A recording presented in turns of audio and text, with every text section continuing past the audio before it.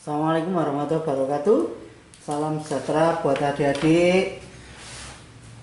Sekali lagi jumpa dengan channel Sasu Integral. Jadi di channel ini kita berusaha untuk mengisi konten kami dengan pembahasan soal-soal fisika, insya Allah dari kelas 10 sampai kelas 12. Seperti biasa tidak perlu di like atau di subscribe.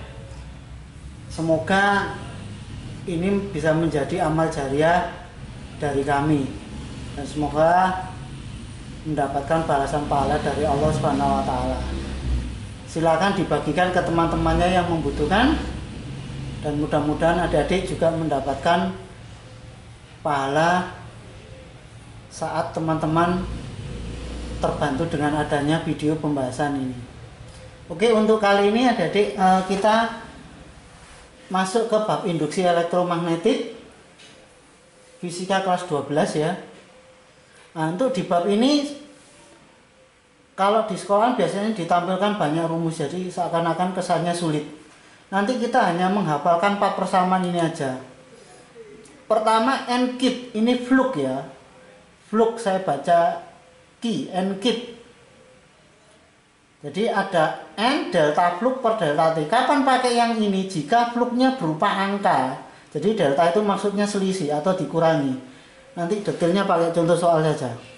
Kalau ND flux per dt kayak dy per dx, jadi turunan. Ini dipakai kalau fluxnya berupa fungsi. Fungsi itu misalkan kayak fluxnya sama dengan T kuadrat plus 2T atau sama dengan 10 sin. Nah, pakai cos atau sin ya, itu berarti fungsi dia. Oke, pertama N-kit. Yang kedua elit. Nah, L delta I per delta T. Keterangannya ada di sini ya. Jadi elit. Kapan pakai rumus yang kedua? Biasanya diketahui L. L itu induktor ini.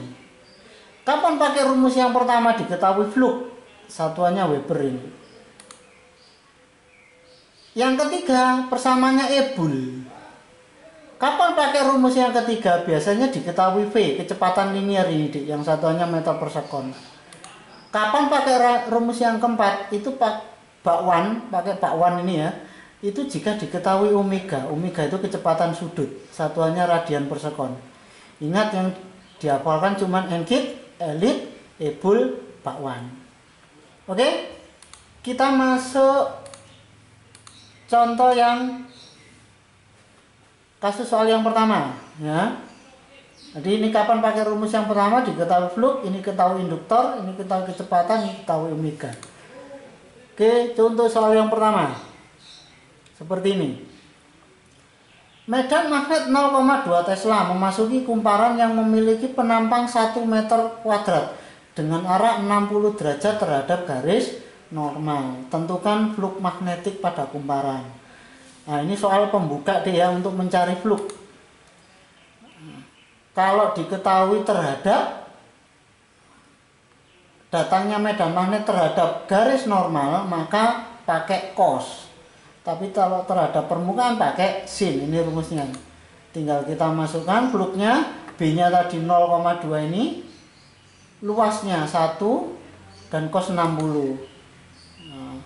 Cos 60 setengah, maka kalau kita hitung hasilnya 0,1 Weber. Oke, sekarang soal yang kedua. Nih, kelihatan ya? Soal yang kedua. Diketahui ini, arus bolak-balik pada sebuah kumparan berubah dari 20 menjadi 0. Terus selama 0,5 sekon sehingga menghasilkan GGL pada kumparan di dekatnya 4 volt. Besar induktansi silangnya berapa? Jadi yang ditanyakan induktansi silang. Ingat induktansi itu kan L ya. Nah, kira-kira nanti pakai rumus apa? Kita lihat. Yang diketahui atau ini cirinya yang ditanyakan induktansi. Jadi L yang ditanyakan. Maka dari rumus N-kit, elit, Ebul, bakwan, yang kita pakai adalah elit karena kita tahu tadi yang diketahui induktansi atau induktor. Nah, kalau kita masukkan tadi nilai E-nya 4 volt ini ya, 4. L yang ditanyakan, terus delta I-nya perubahan arusnya dari 20 menjadi 0. Nah, berarti 20 kurangi 0, ini 20. Delta T-nya selang waktunya 0,5. Nah, seperti ini.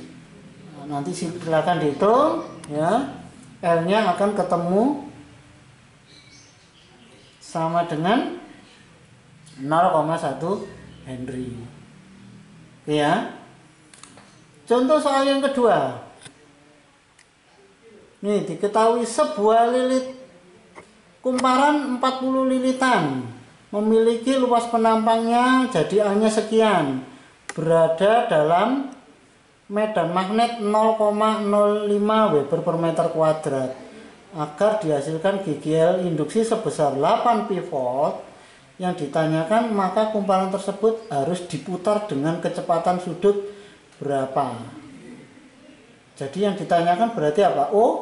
Omeganya yang ditanyakan. Ingat, kalau ada kecepatan sudut dari rumus Enkit, Elit, Ebul, Bakwan, kok ditanyakan kecepatan sudut, berarti pakai rumus yang keempat karena ada omega, atau yang tanyakan omega. Oke, kalau kita hitung tadi E sama dengan Bakwan ya. Kalau kita masukkan yang dikehendaki tadi I-nya 8pi, ini 0,5, ini omega ini. Nah, silakan dimasukkan, maka ketemu omeganya akan sama dengan 2pi radian per sekon. Jadi jawabannya akan 2pi radian per sekon. Nah, ingat kalau diminta dalam RPM, RPM itu artinya putaran per menit. Nilai satu putaran itu sama dengan 2pi radian. 2pi radian. Nah, maka kalau kita masukkan di sini, omeganya akan sama dengan 60 rpm. Oke. Selanjutnya, kasus soal berikutnya. Fluk magnetik dalam satu kumparan memenuhi persamaan. Jadi fluknya berupa persamaan ini. Nah, fluk sama dengan 5 sin 2T. GGL induksi pada kumparan akan bernilai 0. Jadi diminta GGL-nya 0, maka butuh waktu berapa? Oke. Kalau diketahui fluk, maka kita pakai rumus yang pertama, Enkit. Karena fluknya berupa persamaan, maka kita yang pakai yang N d fluk per dt. Oke, dia yang dipakai ini ya. Sekarang tadi diketahui fluknya adalah 5 sin 2T. Kalau diturunkan, nah, ingat kalau menurunkan itu turunan sudut. Turunan dari 2T berarti 2 kalikan ke sini, maka ini hasilnya 10. Terus turunan fungsi, fungsinya sin, maka jadi cos. Nah, ini hasil turunannya. Oke, kita masukkan tadi GGL-nya diminta 0, sama dengan dalam satu kumparan, berarti lilitannya 1. Ingat, soalnya itu ini dalam satu kumparan, berarti nilai N-nya 1. D fluk per dt-nya tadi ini, oke ya. Nah, masukkan berarti 0 sama dengan cos 2T. Cos berapa 0? Cos 90. Jadi nilai 2T-nya ini akan sama dengan 90. Maka T-nya gini ya. Jadi cos berapa 0? Cos 90. Jadi nilai 2T-nya 90. Maka T-nya sama dengan 45 sekon. Oke, mudah-mudahan bisa mengerti adik-adik ya. Oke, berikutnya. Arus pada sebuah kumparan 500 mH. Kalau ada kumparan berarti L ya, diketahui L. Berubah setiap saat menurut fungsi I-nya. Jadi I-nya berupa fungsi 2T kuadrat plus 4T min 3. Besar GGL induktansi diri pada saat T 0,1 sekon berapa? Jadi diminta GGL-nya.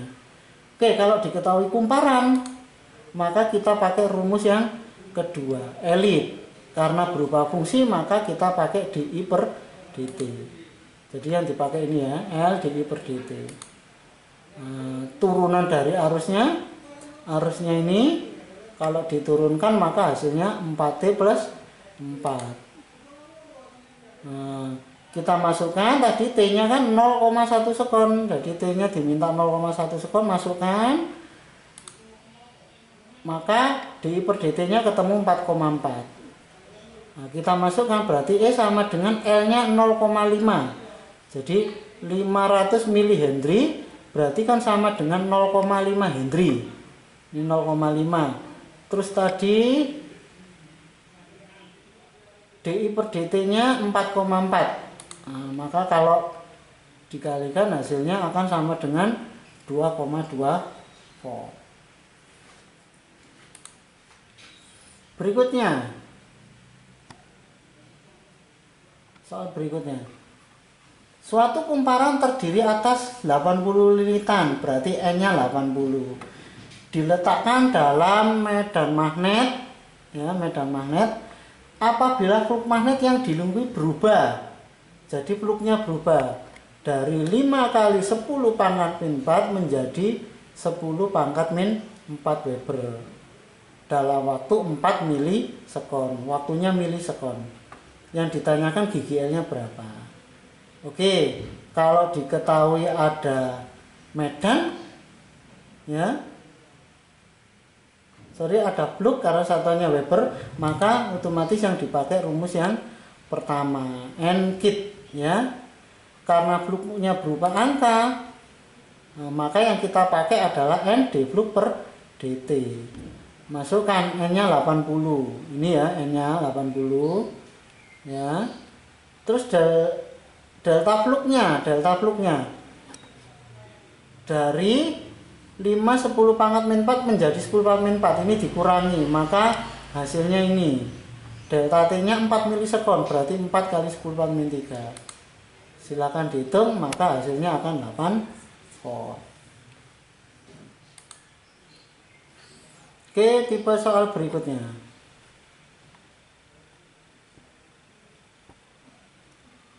Sebuah kawat PQ panjangnya 50 cm digerakkan ke kanan dengan kecepatan tetap 10 meter per sekon dalam medan magnet homogen 0,2 Tesla.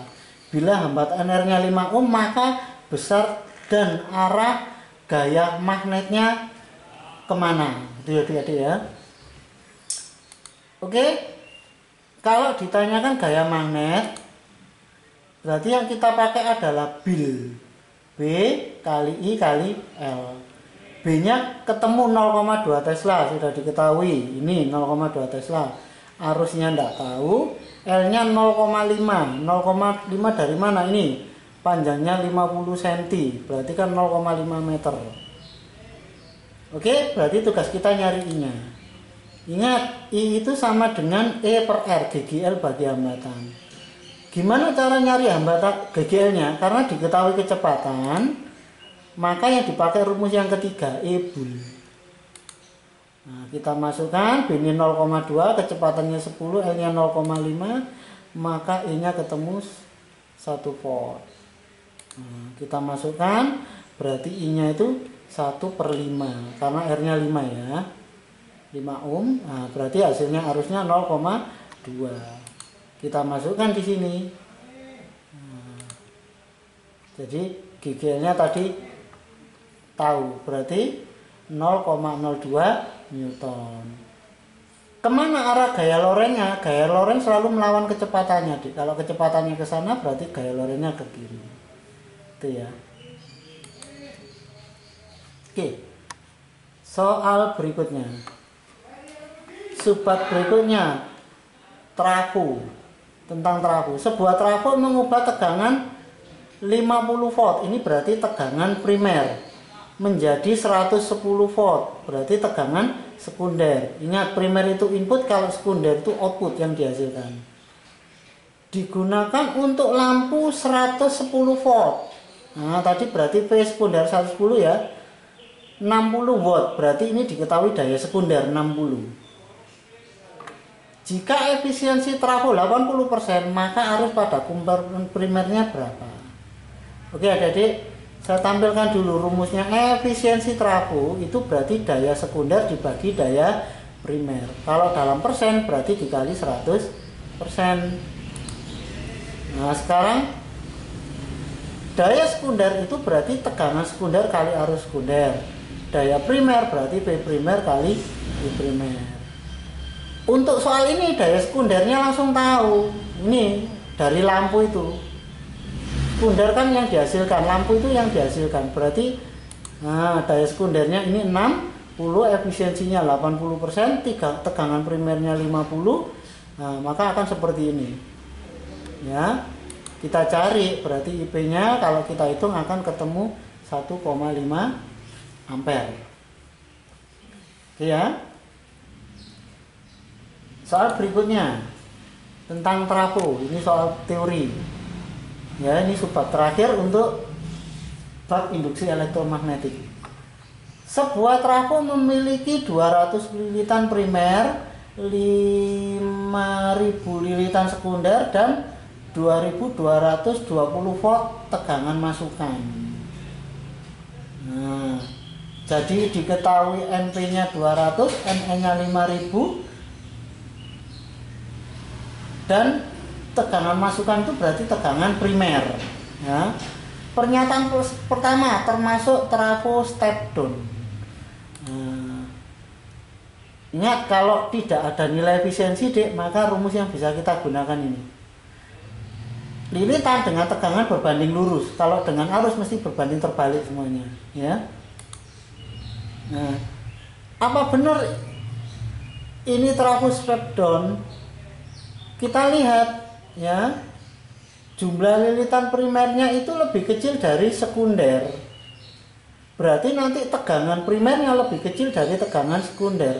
Berarti yang dihasilkan itu tegangannya lebih besar.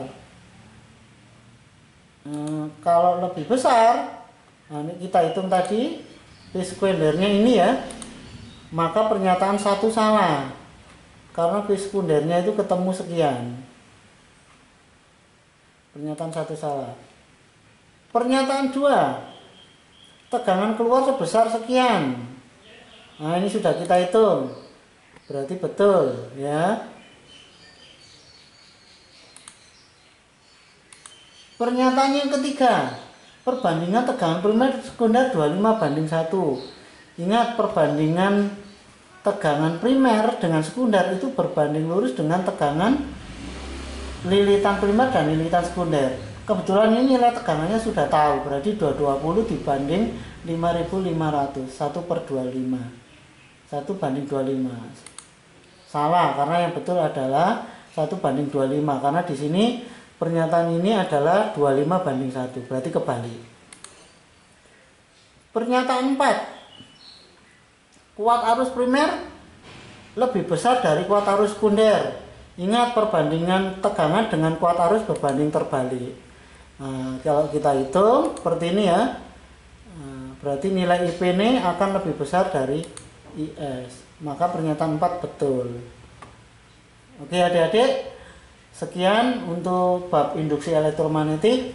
Semoga bermanfaat, bisa membantu proses belajarnya adik-adik. Saya akhiri, assalamualaikum warahmatullahi wabarakatuh.